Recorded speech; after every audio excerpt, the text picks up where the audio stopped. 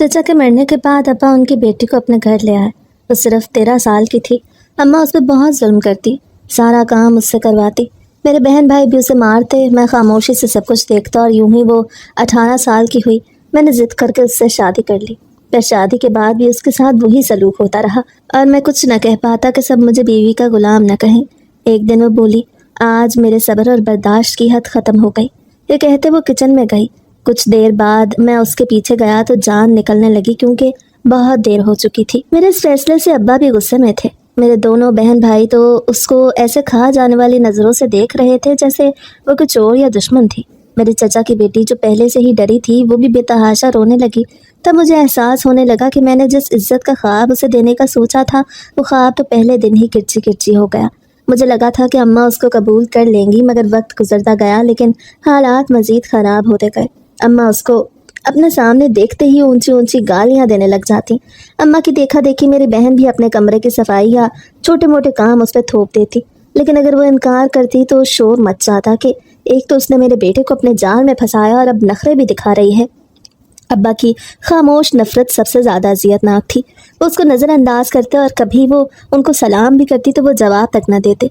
मैं दो दुनियाओं के बीच फंस चुका था। एक तरफ मेरे अपने माँ बाप बहन भाई थे, जिनके बगैर मैं ज़िंदगी का तसव्वुर भी नहीं कर सकता था। दूसरी तरफ बीवी और चची थी, जिनकी इज्जत और हिफाजत की जिम्मेदारी मैंने अपने कंधों पे खुद ही सवार कर ली थी। अक्सर रात को जब मेरी बीवी मेरे कंधे पे सर रख के रोती तो मेरा दिल टूट जाता। वो कहती कि शायद ये मेरी गलती है कि मैंने तुमसे शादी के लिए हाँ कर दी, क्योंकि मुझे लगा था कि शायद ऐसे सब कुछ ठीक हो जाएगा। मगर अब मुझे लगता है कि मुझे वो सब नहीं करना चाहिए था। काश मैं उस वक्त इनकार कर देती तो कम से कम यूं सबके ताने ना सहने पड़ते। मैं उसे तसल्ली देता, मगर फिर उस दिन मेरे पैरों तले से ज़मीन ही निकल गई। मेरा नाम फ़हीम है और मेरा ताल्लुक़ मर्दान से है। मैं अपने अम्मा अब्बा और दो बहन भाइयों के साथ एक बड़े से घर में रहता था। मैंने होश संभालते ही घर में दौलत की रेल पेल देखी थी, क्योंकि मेरे दादा का लंदन में बिजनेस था। वहाँ पर उनके 2 बड़े गाड़ियों के शोरूम थे, जहाँ से हर महीने बहुत पैसे आते थे। दादा अब्बू के 2 ही बेटे थे, जिनमें से मेरे अब्बा बड़े थे और एक उनके छोटे भाई थे। हमारे घर में दुनिया की हर दौलत, हर आसाइश मौजूद थी। चचा की और अब्बा की शादी भी दादा ने एक साथ ही कर दी और जल्द ही अपनी जिम्मेदारी से सुबकदोश हो गए। उन्होंने अब्बा और चाचा को बहुत बार कहा था कि वो लंदन जाके उनके कारोबार को संभालते, मगर उन दोनों ने घर वालों से दूर जाने से इनकार कर दिया, जिसकी वजह से दादा को ही हर महीने में 3 से 4 बार लंदन का चक्कर लगाना पड़ता। दादा अब्बू ने बहुत मुश्किल से अपने कारोबार को चलाया और वो चाहते थे कि उनके बेटे उनके कारोबार को चलाने के साथ साथ मज़ीद फैलाते, मगर अब्बा और चचा पाकिस्तान में रह के ही कुछ करना चाहते थे। दादा जब भी लंदन से आते तो हमारे लिए बहुत से तोहफे, तोहफ़े और अपने साथ लंदन की कहानियाँ लेके आते। हर बार उनके पास एक नई उम्मीद होती थी कि शायद अब की बार वो अपने बेटों को मना लेंगे, मगर हर बार उनको मायूसी का सामना करना पड़ता, क्योंकि उनके बेटे हमेशा उन्हें यही जवाब देते कि वो अपने ख़ानदान और शहर को छोड़ के कहीं नहीं जा सकते, क्योंकि दादा ने अपनी सारी ज़िंदगी लंदन में और दादी ने पाकिस्तान में अकेले गुजारी थी। इसी वजह से उनके दोनों बेटे बाहर नहीं जाना चाहते थे, बल्कि बहुत बार दादा से कह चुके थे कि वो लंदन वाला कारोबार ख़त्म करके पाकिस्तान में ही कोई कारोबार कर लेते। दादा अपने बेटों की बात सुन के फिर खामोश हो जाते, लेकिन उनकी आंखों में छुपी मायूसी साफ नज़र आती थी। चचा की एक ही बेटी थी जो मेरी ही उम्र की थी, दानीन। वो मुझसे 1 साल छोटी थी। मैं कम उम्र था, मगर मेरा दिल हसास था। दादा अब्बू की आंखों में वो मायूसी देख के मेरा दिल दुखता था और मैं सोचता कि जब मैं बड़ा हो जाऊंगा तो मैं अपने दादा का साथ दूंगा। मैं खुद उनके वो शोरूम संभालूंगा और उनके वो सब ख्वाब पूरा करने में उनकी मदद करूंगा जो उनके बेटे पूरा नहीं कर सके थे। लेकिन उस वक्त वो तो सिर्फ एक नन्हे बच्चे के ख्यालात थे, जिन्हें घर में कोई संजीदगी से नहीं लेता था। वक्त गुजरता गया और दादा अब्बू की सेहत आहिस्ता आहिस्ता गिरने लगी। वो अब महीने में 3 नहीं बल्कि सिर्फ 2 बार ही लंदन जाने लगे, और फिर सिर्फ 1 बार। और उस वक्त मैं 14 साल का था, जब एक दिन ऐसा आया जब उन्होंने लंदन का आखिरी चक्कर लगाया, क्योंकि अब की बार लंदन से वापसी पे उनकी तबीयत कुछ ज़्यादा ही बिगड़ गई। डॉक्टरों ने बताया कि उनका दिल कमज़ोर हो चुका था और उन्हें सफ़र के बजाय आराम की ज़रूरत थी। दादा की तबीयत के बारे में सुन के पूरे घर में खामोशी छा गई। हमारे बड़े से घर में दौलत की चमक दमक तो बाकी थी, मगर उसके पीछे जो सायादार दरख्त था वो अब गिरने के करीब था। अब्बा और चचा ने हर मुमकिन कोशिश की कि दादा का हर तरह से ख्याल रख सकते, उनको मुकम्मल आराम देते। एक दिन दादा अबू ने अब्बा और चचा को अपने पास बुलाया। मैं दरवाजे के पीछे छुपा सब सुन रहा था। दादा, अबू, अब्बा और चचा को एक बार फिर वही सब बातें समझा रहे थे जो मैं शुरू से ही सुनता आ रहा था। उस रोज़ भी दादा अबू यही कह रहे थे कि मैंने सारी उम्र तुम दोनों के लिए कमाई की, लेकिन अगर तुम दोनों ने अब भी इस कारोबार को न संभाला तो वो सब कुछ जो मैंने बनाया वो ख़त्म हो जाएगा। दादा अबू की आवाज़ कमज़ोर थी, मगर उनका लहजा वैसे ही उनके इरादे के जैसा मजबूत था। उसी रात मैंने अम्मा से कहा कि अम्मा, क्या मैं दादा अबू के शोरूम को संभाल सकता था? मगर अम्मा ने चौंक के मेरी तरफ देखा और फिर मुस्कुरा के कहने लगी कि तुम अभी बच्चे हो, वैसे भी अभी तुम्हें तो शोरूम्स की अहमियत का ठीक से पता नहीं, वरना तुम भी ये कहोगे कि इनको बेच देना ही बेहतर है। माँ का वो जुमला मेरे दिल पे तीर बन के लगा। मैंने उसी लम्हे फैसला कर लिया कि मैं सिर्फ दादा अबू के बिजनेस को ही नहीं संभालूंगा, बल्कि उनकी एक अलग पहचान भी बनाऊंगा, जो वो चाहते थे। मैं था तो बच्चा, लेकिन उस रोज़ मैंने भी अब्बा को समझाने की कोशिश की कि वो दादा की बात मान क्यों नहीं लेते थे, मगर अब्बा ने मुझे ये कह के मना कर दिया कि दादा ने अपनी सारी ज़िंदगी दादी से और अपने बच्चों से दूर गुजारी थी।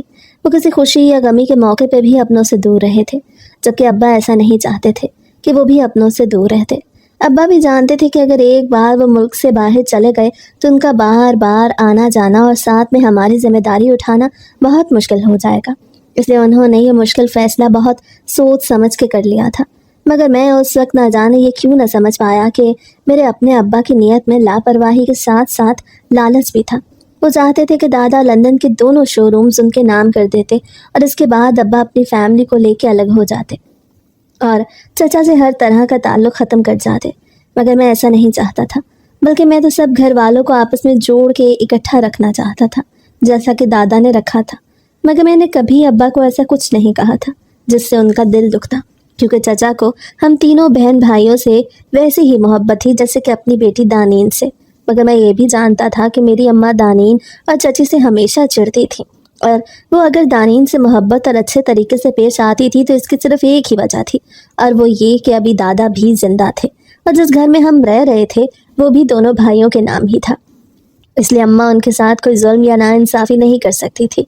दानीन और मेरी तो वैसे भी बचपन से ही दोस्ती थी, क्योंकि हम एक ही घर में साथ तो पले बड़े थे। साथ ही हम दोनों की उम्र में भी कोई ज़्यादा फ़र्क नहीं था। मगर फिर भी ना जाने क्यों अम्मा की कोशिश होती थी कि मैं दानीन से दूर ही रहूं। अम्मा के जहन में ना जाने क्या खराफात जन्म ले रहे थे। उस वक्त मेरी उम्र 15 साल के करीब थी। उनको लगता था जैसे दानीन उनके बेटे पे डोरे डाल रही थी। यही तो वजह थी कि अम्मा अक्सर मुझसे भी कहा करती कि फ़हीम, अब तुम बच्चे नहीं रहे, इसलिए लड़कियों के साथ खेलना कूदना कम कर दो। कभी वो मुझे कहती कि तुम्हारे अपने बहन भाई भी तो हैं, मगर तुम उनके इतना करीब नहीं हो जितना कि दानीन के हो। मुझे उनकी बातों की कोई ख़ास समझ ना आती कि आखिर वो ऐसा क्यों कहती थी, मगर चची को सब समझ आता था कि अम्मा क्या कहना चाहती थी। वो साफ साफ यही जाहिर करना चाहती थी कि मैं दानीन से बात तक न किया करूं, मगर चची ने दानीन को तो कभी ऐसा कुछ नहीं कहा था। जो भी पाबंदियां थी वो सिर्फ मेरी माँ की तरफ से ही थी और बस मेरे लिए ही थी। अगर कभी मैं चची के पास होता और अम्मा के बुलाने पे भी ना जाता तो चची भी मुझे समझाती कि जैसा अम्मा कहती थी मैं उनकी बात मान लिया करूं, क्योंकि चची भी घर में लड़ाई झगड़ा नहीं चाहती थी। मगर कौन जानता था कि अम्मा अब्बा चचा की फैमिली से जो मोहब्बत का दिखावा कर रहे थे वो सिर्फ तब तक ही था जब तक कि दादा हयात थे। दादा की हालत जब से बिगड़ी थी, अब्बा की कोशिश थी कि वो दादा से ज़्यादा हिस्सा अपने नाम करवा लेते। इसीलिए उन्होंने अम्मा को भी ख़ास हिदायत कर रखी थी कि वो दादा की खिदमत किया करें। अम्मा ने उन दिनों ख़ास तौर पर मुझे भी आगे कर दिया कि मैं दादा के पास दानीन को भटकने भी ना दूँ और ख़ुद ही उनकी खिदमत करूँ। हालांकि मुझे इसमें कोई एतराज़ नहीं था, मगर दानीन बेचारी का या उसकी माँ का तो इस सब में कोई कसूर नहीं था जो अम्मा उनके साथ इस तरह का बर्ताव करने लगी। फिर भी देखने वाले को अंदाज़ा लगाने में ज़रा देर न लगती कि वो सब जो अम्मा कर रही थी वो सिर्फ और सिर्फ दिखावा था, वरना सब जानते थे कि दादा की जितनी खिदमत चची ने की उतनी किसी ने नहीं की। क्योंकि अम्मा को तो वैसे ही कोफ्त होती थी जब दादा खांसते थे, तो फिर आखिर अम्मा वो सब बर्दाश्त करने के लिए राज़ी क्यों हो गई थी? इसकी वजह थी वो 2 बड़े शोरूम्स। किसी और पे तो शायद अम्मा के इस दोगलेपन का असर हो जाता, मगर मुझे तो अपने अब्बा पे हैरानगी थी कि वो तो दादा की अपनी औलाद थे, उनका खून थे। आखिर वो दादा के साथ ऐसे क्यों कर रहे थे? मरने से पहले दादा ने दोनों शोरूम्स दोनों बेटियों के नाम कर दिए ताकि दोनों को बराबर का हिस्सा मिलता। दादा के इस फैसले से घर में अजीब सी खामोशी छा गई। अब्बा के चेहरे पे सुकून ज़रूर था, मगर फिर भी उनकी आंखों के पीछे एक अनजानी सी परेशानी छुपी थी।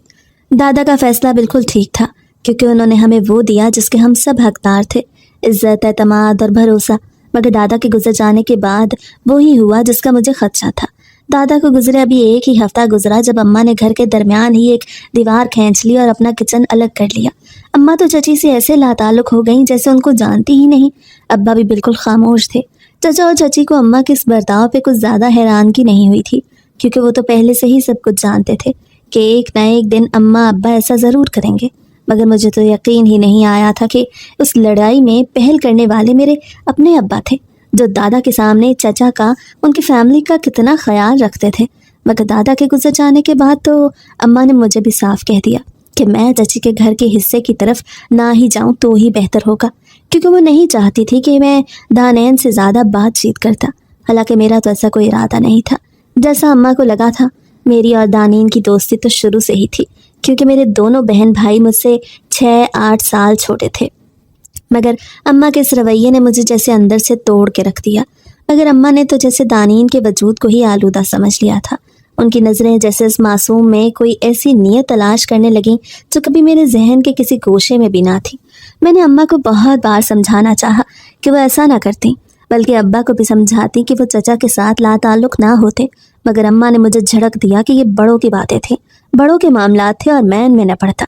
मगर एक दिन जब मैंने बच्ची से इस बारे में बात करने की कोशिश की कि वो ही अम्मा को समझाती, तो उन्होंने मेरे सर पे हाथ रखा और सिर्फ इतना कहा कि कुछ लोग अपनी सोच के कैदी होते हैं, लेकिन अल्लाह तो जानता है ना कि हमारी नीयत में कोई खोट नहीं, इसलिए तुम बेफिक्र रहो। दादा के जाने के बाद जैसे घर का सुकून भी वो अपने साथ ले गए। मगर फिर चची और चचा का दायरा हमसे अलग हो गया था। अम्मा अलहदा खाना पकाती और अगर कभी चची मिलने के लिए आ ही जाती तो अम्मा उनको देख कर चेहरा फेर लेती। एक दिन जब मैं सहन में कुछ मुरम्मत का काम करवा रहा था तो दानीन मेरे करीब आके खड़ी हो गई। मुझे उसमें कुछ अजीब नहीं लगा, क्योंकि हम तो पहले भी साथ खड़े बातें किया ही करते थे। तब वो कहने लगी कि मैं अपनी अम्मा से खामखा नाराज़ ना हुआ करूं, क्योंकि जब मैं अम्मा से नाराज़ होता था तो उस बेचारी की शामत आ जाती थी और अम्मा अपना सारा गुस्सा उस पर उतारती थी कि शायद वो ही मुझे वो सब करने के लिए उकसा रही थी। और मैं दानीन की बातें सुन के हैरान रह गया कि आखिर अम्मा के दिल में चची के लिए इतनी नफरत क्यों पैदा हो गई थी। तभी मैं दानीन से कहने लगा कि तुम जानती हो ना, मैं ऐसा कुछ नहीं सोचता जैसा अम्मा कहती हैं, इसलिए तुम फिक्र मत करो, एक दिन सब ठीक हो जाएगा। अभी हम बातें कर ही रहे थे कि मुझे मेरी छोटी बहन सुंबुल ने देख लिया और ऊंची आवाज़ में कहने लगी, फ़हीम भाई, मैं अम्मा को बताती हूँ कि आप दानीन से बातें कर रहे हैं। तब मुझे हैरत का शदीद झटका लगा कि अम्मा मेरे छोटे बहन भाइयों के दिल में भी नफ़रत का बीज बो चुकी थी, जो दिन रात परवान चढ़ रहा था। मगर मैंने गर्दन झुकाए दानीन से बस इतना ही कहा कि पत्थर जब दरिया का रास्ता रोके तो दरिया रुकता नहीं, बल्कि रास्ता बदल लेता है। दानीन मुझे ना समझी से देखने लगी, मगर इसके बाद मैंने सोच लिया कि अब मुझे ही कुछ करना था। मुझे इस बात से कोई फ़र्क ही नहीं पड़ता था कि अम्मा अब्बा मेरे बारे में क्या सोचते थे, बल्कि मुझे उस वक्त चचा चची की ही फिक्र रहने लगी और मैं उनके बारे में ये सोच के परेशान रहने लगा कि दानीन को तो वो घर से रुखसत कर देंगे, मगर फिर उसके जाने के बाद आखिर उनका ख्याल कौन रखेगा, क्योंकि अम्मा अब्बा से तो मुझे कोई भलाई की उम्मीद नहीं थी। मगर मैंने शायद कुछ ज़्यादा ही दूर का सोच लिया था, जबकि किस्मत को तो शायद कुछ और ही मंजूर था। चचा लंदन गए थे, शायद शोरूम का ही कोई काम था और कभी वापस आ ही ना पाए, क्योंकि उनका प्लेन क्रैश हो गया और वो चची और दानीन को मेरे अम्मा अब्बा के रहमो करम पे बेआसरा छोड़ के चले गए। चचा की मौत का तो अब्बा को बहुत फ़ायदा हुआ, क्योंकि जो शोरूम चचा के नाम था अभी उसके कुछ डॉक्यूमेंट्स का काम मुकम्मल नहीं हुआ था और वो सारे डॉक्यूमेंट्स फिर अब्बा के कब्जे में आ गए और वो चाहते तो उन कागजात के साथ बहुत बड़ी तब्दीली भी कर सकते थे। चचा के जाने की खबर तो चची और दानीन पे एक जलजले की तरह गिरी। प्लेन क्रैश, चची ने कई बार ये अल्फाज दोहराए जैसे उनको यकीन ही ना रहा था।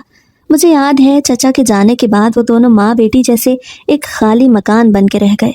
चचा की वो आवाज़, वो हंसी, वो उनके छोटे छोटे मशवरे, वो सब जैसे हवा में तहलील हो गया। मगर जो चीज़ बाकी बची थी वो था अम्मा अब्बा की निगाहों में छुपा हुआ लालच।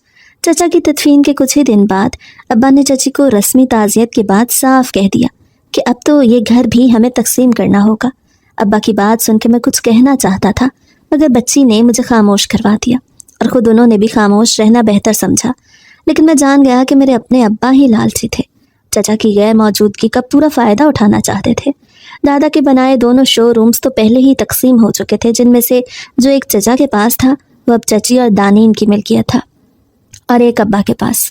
मगर जो शो रूम चचा का था वो भी मुकम्मल तरह से चचा के नाम नहीं हुआ था। उनके डॉक्यूमेंट्स का कुछ काम रहता था और उसके कागजात हादसे से कुछ दिन पहले चचा ने अब्बा के पास छोड़ दिए थे।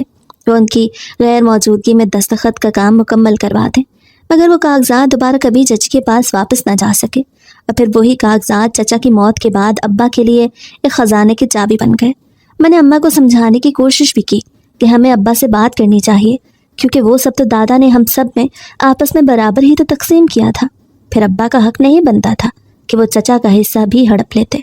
मगर अम्मा ने गुस्से से मुझे कहा, बेटा तू ना समझ है, तुम्हें नहीं पता कि जो शोरूम चचा के नाम था उसकी कीमत ज़्यादा है, इसलिए तुम्हारे अब्बा जो फैसला कर रहे हैं वो बिल्कुल ठीक है। उन्होंने मुझे भी मना कर दिया कि मैं उन कागजात का ख्याल अपने जहन से निकाल दूँ, मगर मैं जान चुका था कि अगर मैं भी चुप रहता तो अब्बा चचा की हर चीज़ निकल जाते और मैं ऐसा किसी भी कीमत पे होने नहीं दे सकता था।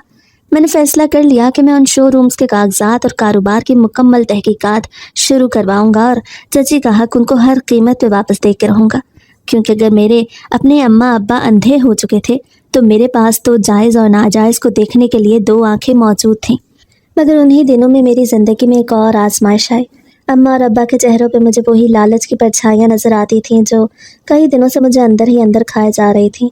चची के लिए अम्मा की यह शर्त मेरे दिल को कांटों की तरह चुभ रही थी कि चची अपनी जायदाद का हिस्सा कागज़ों में अपने नाम पर ज़रूर रखती, लेकिन उनको बेचने या अलग इस्तेमाल करने का कोई हक नहीं था, बल्कि वो तो इस घर को भी किराए पे दे के उसकी आमदनी से अपना और दानीन का गुजारा करती और बदले में हमारे साथ हमारे ही घर आके रहती, मगर ऐसे कि वो हमारी फैमिली का हिस्सा न लगती, बल्कि दानीन घर के सारे काम काज करती और वो भी एक नौकरानी की तरह। अम्मा का वो फैसला सुन के मेरे जिस्म में खून खौल उठा। मैं सोचने लगा, क्या वो वाकई मेरी माँ थी जो इतनी संगदिल हो गई थी? मैंने अम्मा को समझाने की बहुत कोशिश की कि अम्मा आप चची पे ही जुल्म ना करें, वो तो अब बेसहारा है, तो फिर आप लोग उनको मुलाजमों की तरह क्यों रखना चाहते हैं? मगर अम्मा का लहजा सख्त हो गया और वो फिर से मुझे ही डांटने लगी कि तुम्हें नहीं पता बेटा, दुनिया में अकेली औरत के लिए जीना कितना मुश्किल है। अगर वो हमारे साथ रहेंगी तो हम ही उनका सहारा होंगे। और जहाँ तक बात उनके हिस्से की है, तो तुम्हारे अब्बा जब वो शोरूम बेचेंगे तो उनका हिस्सा उनको दे देंगे, क्योंकि डॉक्यूमेंट्स का जितना भी काम हो रहा है उन सब में भी तुम्हारे अब्बा के ही पैसे लगे हैं। तब अब्बा भी बोल पड़े, देखो बेटा तुम अभी जवान हो, जज्बाती हो जाते हो, जिंदगी के मामला जज्बात से नहीं अकल से चलते हैं। चची अगर अलग हो गई तो अपनी बेटी को कैसे संभालेंगी? इसलिए बेहतर यही है कि वो हमारे साथ रहें, और हाँ, शोरूम से जो भी आमदनी होगी वो उन्हीं के खर्च पे लगेगी, हमें कोई एतराज़ नहीं। मगर मुझे साफ नज़र आ रहा था कि वो सब महज बहाने थे। हकीकत ये थी कि अब्बा चचा के शोरूम पे भी काबिज होना चाहते थे और चची को अपने साथ रख के उन पे भी कंट्रोल रखना चाहते थे, ताकि वो किसी को कुछ ना कह सकती और लोग भी ये ना समझते कि चचा के गुजर जाने के बाद अब्बा ने उनको सहारा नहीं दिया। अम्मा अब्बा का फैसला सुन के तो चची के पास जैसे कोई जवाब था ही नहीं, इसलिए वो कई दिन खामोश रही। उनकी आंखों के नीचे स्याह हल्के बढ़ते जा रहे थे। दानीन वो बेचारी माँ के दुख को खामोशी से सहने लगी। आखिरकार चची ने फैसला कर लिया कि वो दानीन को लेके हमारे घर ही आकर रहने लगी, क्योंकि वो भी जानती थी कि अगर अब्बा चची को उनके अपने ही घर से निकाल देते तो वो जवान बच्ची को लेके कहाँ दरबदर होती। हमारे घर में आने से कम वो एक महफूज छत के नीचे तो थी ही।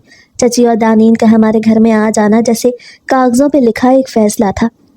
अम्मा और अब्बा ने उनको अपने पास रखने का फैसला तो कर लिया, मगर उनके दिलों में छुपा लालच और जहर हर रोज़ झलकने लगा। चची वो दिन भी भुला चुकी थी जब वो उस घर की बहू थी, जब उनकी बात को भी कोई अहमियत न दी जाती, मगर चचा के गुजर जाने के बाद से तो जैसे उनका वजूद भी एक बोझ सा लगने लगा। दानीन उसकी मासूम आंखों में भी अजीब सा सकूत उतर आया था। वो सुबह उठ के अपने और अपने अम्मा के कमरे की सफाई करती, फिर किचन में जाके अम्मा के हुक्म पे बर्तन धोती, झाड़ू लगाती और मेरे छोटे बहन भाइयों के भी काम करती। अम्मा की आदत हो गई कि वो हर दूसरे लम्हे आवाज़ देती, दानीन ज़रा पानी ला दो, दानीन ये बर्तन धो दो, दानीन छोटे का होमवर्क करा दो, मैं थकी हुई हूँ। और मेरा छोटा भाई सलीम, जिसको दानीन वैसे ही बहुत बुरी लगती थी क्योंकि उसको अम्मा ने ही कहा था कि वो अच्छी नहीं थी, वो भी दानीन को मुलाजमा ही समझने लगा। तभी वो उससे हर छोटे से छोटा काम कराता। दानीन मेरे जूते उठा के मेरे कमरे में रख दो और दूसरे वाले ला दो, जल्दी करो मुझे दोस्तों के साथ जाना है। वो सब देख के मेरा दिल कट के रह जाता। मैं कई बार सोचता कि आगे बढ़ के उन्हें रोकूं, मगर जैसे ही मैं कुछ कहता अम्मा मुझे डांट देती कि बेटा तुम्हें तो हर बात में अपनी चची और दानीन का ही गम खाया जाता है। क्या तुम्हें नज़र नहीं आता कि तुम्हारे अब्बा ही अब उनके अखराजात पूरे कर रहे हैं? और मैं खामोश हो जाता, क्योंकि मैं जानता था कि मैं अम्मा से बहस में नहीं जीत सकता। एक दिन मैंने देखा कि दानीन सहन में बैठी कपड़े धो रही थी।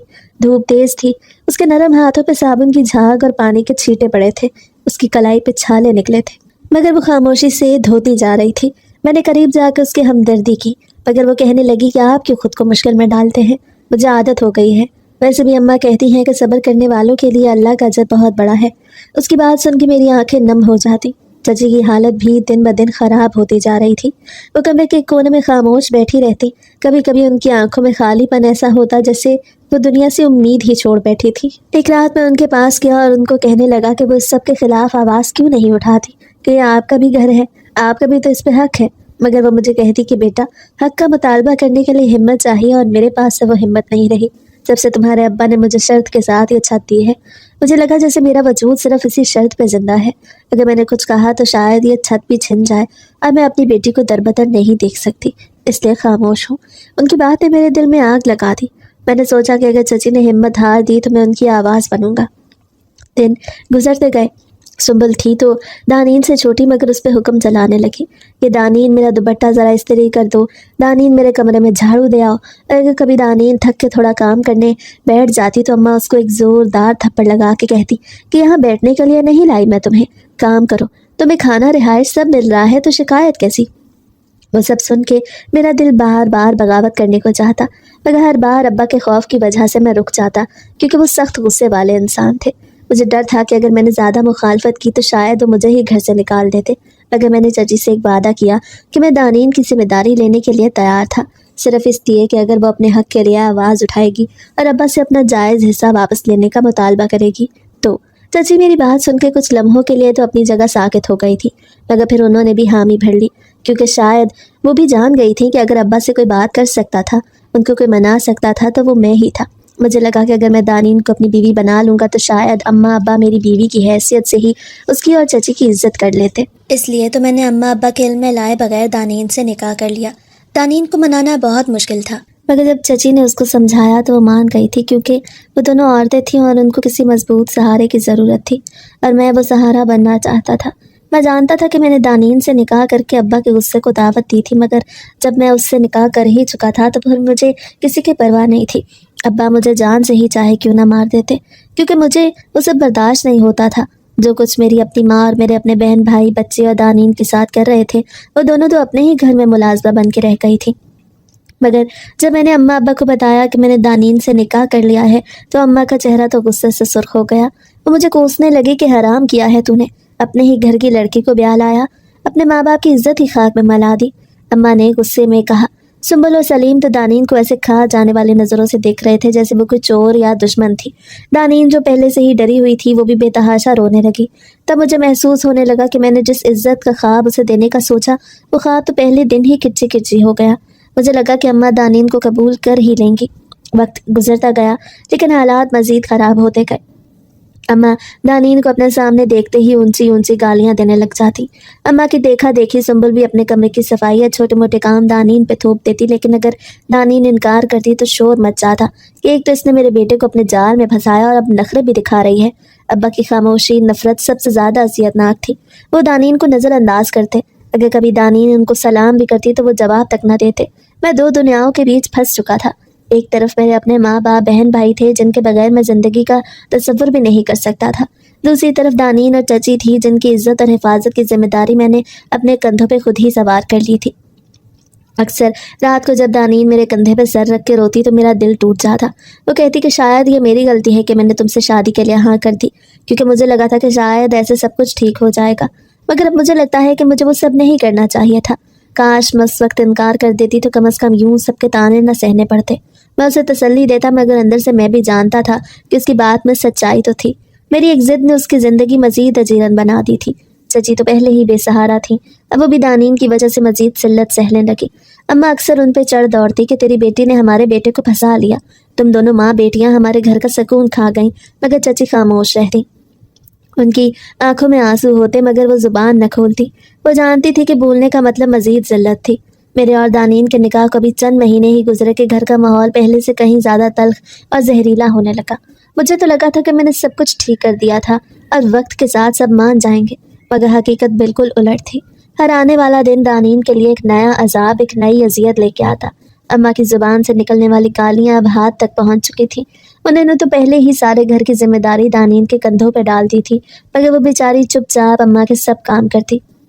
اس کے باوجود اگر کبھی اس سے کوئی غلطی ہو جاتی تو اماں کے ہاتھوں اس کی شامت آ جاتی، کبھی سالن میں نمک زیادہ ڈالنے پہ، کبھی کمرے کی صفائی ٹھیک سے نہ کرنے پہ، اور کبھی محض اس وجہ سے کہ وہ دانین کے وجود کو برداشت نہیں کر پاتی تھی وہ دانین کو جلی کٹی سنانے لگی۔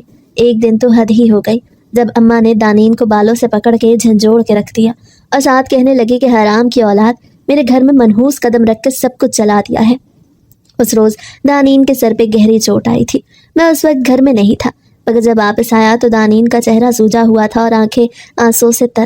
وہ مجھ سے لپٹ کے بس ایک ہی جملہ دہرا رہی تھی کہ مجھے طلاق دے دو، پلیز مجھے طلاق دے دو، ورنہ تمہارے ماں باپ مجھے مار دیں گے۔ میری روح کانپ اٹھی، مگر میں اسے چھوڑ نہیں سکتا تھا۔ مگر پھر مجھے یہ لگنے لگا کہ اگر میں نے دانین اور چچی کو ان کا حق نہ لے کے دیا تو شاید اس گھر کی دیواریں ہی دانین کو نگل جائیں گی۔ سنبل کا رویہ سب سے زیادہ کڑوا تھا۔ وہ اپنے دوستوں کے سامنے دانین کو ذلیل کرنے کے بہانے ڈھونڈتی، کبھی جان بوجھ کے کہتی کہ دیکھو یہ وہی لڑکی ہے جس نے میرے بھائی کو جادو کے جال میں پھنسایا۔ دوستوں کے سامنے ہنسی مذاق کے پردے میں بات کر دی جاتی، مگر دانین کے دل پہ خنجر چل جاتے۔ سلیم بھی باز نہ آتا، وہ کبھی پانی کی بالٹی دانین کے ہاتھ سے گرا دیتا، کبھی اس کے کسی کام کو خراب کر دیتا، اور پھر طنزیہ انداز میں کہتا ہمارے ابا کے پیسے پہ عیش کرنا چھوڑ دو اور مزدوری کی عادت ڈالو۔ چچی کی حالت اور زیادہ ابتر ہو گئی۔ وہ اپنی بیٹی کو پٹتا دیکھتی، گالیاں سنتی، مگر کچھ بول نہ پاتی۔ ایک دن تو حد ہی ہو گئی، اماں نے ان کے منہ پہ بھی تھپڑ دے مارا، صرف اس لیے کہ انہوں نے دانین کی حمایت میں ایک جملہ کہہ دیا تھا، مگر اس پر وہ انہوں نے سارا غصہ نکالا جو ان کو مجھ پہ تھا کہ میں نے دانین کو ان کے مقابلے میں لا کے کھڑا کیوں کر دیا۔ چچی زمین پہ گر گئیں۔ دانین بھاگتی ہوئی ماں کے پاس پہنچی، مگر اماں نے اسے بھی دھکا دے کے پرے کر دیا۔ میں دن رات اپنے ضمیر سے لڑتا رہا۔ ایک طرف میری اپنی سگی ماں کی ناانصافیاں تھیں تو دوسری طرف میری بیوی اور ساس کی حفاظت کی ذمہ داری تھی۔ میں ہر روز دانین کی آنکھوں میں مایوسی دیکھتا اور اندر ہی اندر گھلتا جاتا۔ دانین شروع دن سے ہی نرم مزاج تھی، اسے تو کبھی کسی سے اونچی آواز میں بات تک نہ کی تھی، مگر اب اس کی برداشت بھی ختم ہونے لگی تھی۔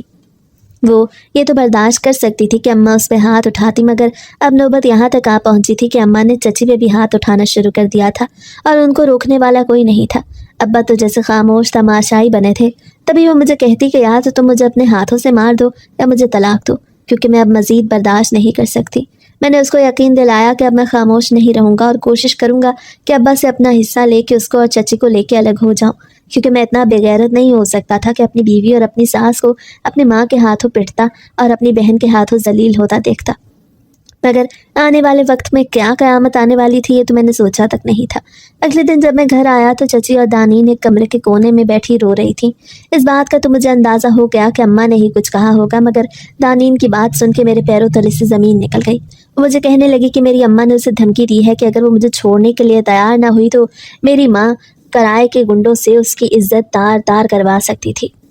ایک بار پھر سے دانین میرے آگے ہاتھ جوڑنے لگی کہ میں اسے طلاق دیتا، مگر میں اسے طلاق دینے کے بجائے حوصلہ دینے لگا۔ تب وہ اپنی جگہ سے اٹھی اور یہ کہتے ہوئے کمرے سے باہر نکل گئی کہ بس اب اور نہیں، میں اب اور برداشت نہیں کر سکتی، کیونکہ میری برداشت ختم ہو گئی ہے۔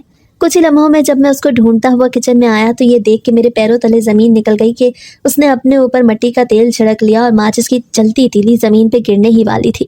جیسے ہی میں آگے بڑھا تاکہ دانین کو روک سکتا، مگر تب تک دیر ہو چکی تھی اور پورا کچن آگ کی لپیٹ میں قید ہو گیا۔ میں بھی اس آگ میں کود پڑا کیونکہ میں نے دانین کی حفاظت کا وعدہ کیا تھا اور میں اس کو مرنے نہیں دے سکتا تھا۔ اس وقت مجھے لگ رہا تھا جیسے میں دانین کو کھو چکا تھا، کیونکہ آگ کی لپیٹیں بہت زیادہ تھیں۔ اس آگ میں تو میرا اپنا وجود اتنا جھلس گیا کہ مجھے اپنی سانس گھٹتی محسوس ہونے لگی، مگر حیرت تھی کہ ہماری چیخ و پکار صرف چچی نہیں سنی تھی اور صرف وہی ہماری مدد کو آئی تھی، جبکہ اماں اور میرے بہن بھائی تو جیسے بہرے ہو گئے تھے، انہیں تو ہماری کوئی آواز سنائی ہی نہ دی۔ چچی بیچاری اکیلی ہی بہت مشکل میں تھی۔ ہمیں ہاسپٹل لے کے گئیں اور ڈاکٹر کی بات سن کے مجھے لگا جیسے میں اپنی زندگی کے آخری کنارے پہ تھا، اور اگر چچی ہمیں وقت پہ ہاسپٹل نہ لے جاتی تو شاید میں دانین کو کھو چکا ہوتا، کیونکہ ڈاکٹر کا کہنا تھا کہ اگر ہم تھوڑی سی بھی اور دیر کر دیتے تو شاید دانین کو کھو دیتے۔ اگر دانین مر جاتی تو میں ساری زندگی اپنے آپ کو معاف نہ کر پاتا۔ اس کے بعد میں نے سوچ لیا تھا کہ اب مجھے کیا کرنا تھا۔ میں نے اگلے دن ہی اپنے ابا کو صاف کہہ دیا کہ اگر وہ چچی اور دانین کا حصہ نہیں دیں گے تو میں دانین اور چچی کو لے کے اس گھر سے ہمیشہ کے لیے چلا جاؤں گا اور ان کے خلاف کیس کروں گا، کیونکہ میرے پاس تو ان کے خلاف بہت سے ثبوت تھے۔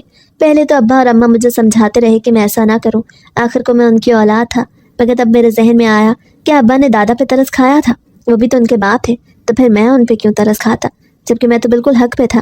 بہت مشکل سے ابا نے چچی کا حصہ دیا، کیونکہ ابا کی فطرت میں بزدلی تھی، تبھی تو وہ چچا کے ہوتے ہوئے کوئی غلط قدم اٹھانے سے ڈرتے تھے۔ مجھے معلوم تھا کہ میں دانین اور چچی کے ساتھ ہونے والی ان زیادتیوں کا بدلہ نہیں لے سکتا، مگر میں ان کو ان سب سے بہت دور تو لے کے جا ہی سکتا تھا جہاں ان کی زندگی میں سکون ہوتا۔ اس لیے ہم تینوں نے وہ شہر ہی چھوڑ دیا، اس گاؤں میں رہنے لگے جہاں دادا کی کچھ زمینیں تھیں۔ آج دانین کے پاس اس شو روم کے ڈاکیومنٹس ہیں اور وہ پاکستان میں بیٹھ کے ہی اس کو چلا رہی ہے، کیونکہ آج کا دور تو انٹرنیٹ کا دور ہے۔ دانین ایک ذہین لڑکی ہے، بس میرے ماں باپ نے ہی اس کی پرواہ نہ کیا، اس کا خمیازہ بھی ان کو خسارے کی صورت بھگتنا پڑا۔ ابا پھر تو لندن جا نہیں سکتے تھے کیونکہ ان کو اس شو روم کے بارے میں زیادہ معلومات نہیں تھی، اور سلیم اس وقت بہت چھوٹا تھا جس کو وہ اکیلے وہاں بھیج نہیں سکتے تھے۔ میرے پاس وہ اس لیے نہیں آئے کیونکہ میں چاچی اور دانین کے ساتھ تھا، تو ان کے حصے کا شو روم 4 ہی سالوں میں بند ہو گیا۔ آج ابا اماں چاہتے ہیں کہ چچی اپنے شو روم میں سے بھی ان کو حصہ دے دیتی تو ان کو اپنے ساتھ رکھنے کو تیار تھے، مگر وہ میری ماں ہے، میرا باپ ہے، اور میں ان کی فطرت سے اچھی طرح واقف ہوں۔ میں چچی کے حصے میں سے ان کو ایک پھوٹی کوڑی بھی نہیں دینے والا۔